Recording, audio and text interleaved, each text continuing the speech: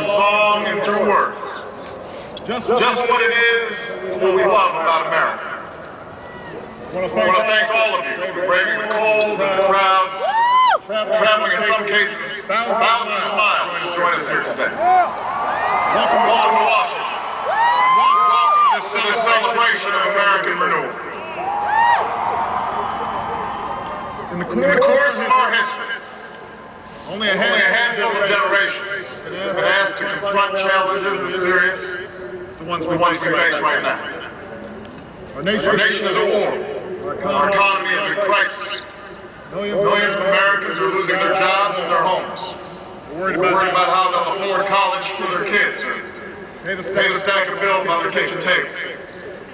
Most of all, they're anxious and uncertain about the future. About whether this generation of Americans will be able to pass on what's best about this country to our children and their children. I won't pretend that meeting any one of these challenges will be easy. It will take more than a month or a year. It will likely take many. Along the way, there will be setbacks and false starts. Days that test our resolve as a nation. But despite all this, despite the enormity of the task that lies ahead, I stand here today as hopeful as ever that the United States of America will endure, that it will prevail, that the dream of our founders will live on in our time.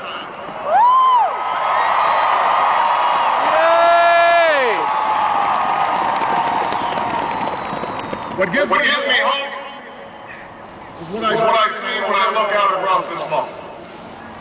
From these monuments are chiseled those unlikely stories that affirm our unyielding faith. Faith that anything is possible in America. Rising before us stands a memorial to a man who led a small band of farmers and shopkeepers in revolution against the army of an empire. All for the sake of an idea. On the ground below is a tribute to a generation that withstood war and depression. Men and women like my grandparents who toiled on bomber assembly lines and marched across Europe to free the world from tyranny's grasp. Directly in front of us is a pool that still reflects the dream of a king, the glory of a people who marched and bled so that their children might be judged by their character's content. And behind me, the color of their skin. Watching over the union he saved. This is the man who in so many ways made this day possible. And yet, as I stand here today, what gives me the greatest hope of all is not the stone and marble that surrounds us, but what fills the spaces in between. It is you. Americans of every race, region, and station who came here because you believe in what this country can be and because you want to help us get there.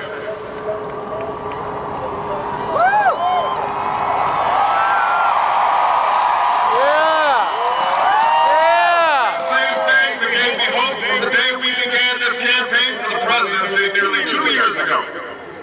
A belief that if we could just recognize ourselves in one another, bring everybody together. Democrats, Republicans, Independents, Latino, Asian, and Native American, black and white, gay and straight, disabled and not. And not only would we restore hope and opportunity in places that yearn for both, but maybe, just maybe, we might perfect our union in the process. This is what I believe. You made this belief real. You proved once more that people who love this country can change it. As I prepare to assume the presidency, yours are the voices I will take with me every day when I walk into that Oval Office. The voices of men and women who have different stories, but hold common hopes. Who ask only for what was promised us as Americans, that we might make of our lives what we will. And see our children climb higher than we did. It is this thread that binds us together in common effort. that runs through every memorial on this month, that connects us to all those who struggled and sacrificed and stood here before. It is how this nation has overcome the greatest differences and the longest odds. Because there is no obstacle that can stand in the way of millions of voices calling for change. That is the belief with which we began this campaign, and that is how we will overcome what ails us now. There is no doubt that our road will be long, that our climb will be steep, but never forget that the true character of our nation is revealed not during times of comfort and ease, but by the right we do when the moment is hard. I ask you to help reveal that character once more. And together we can carry forward as one nation and one people. The legacy of our forefathers that we celebrate today. Thank you. Thank you, America.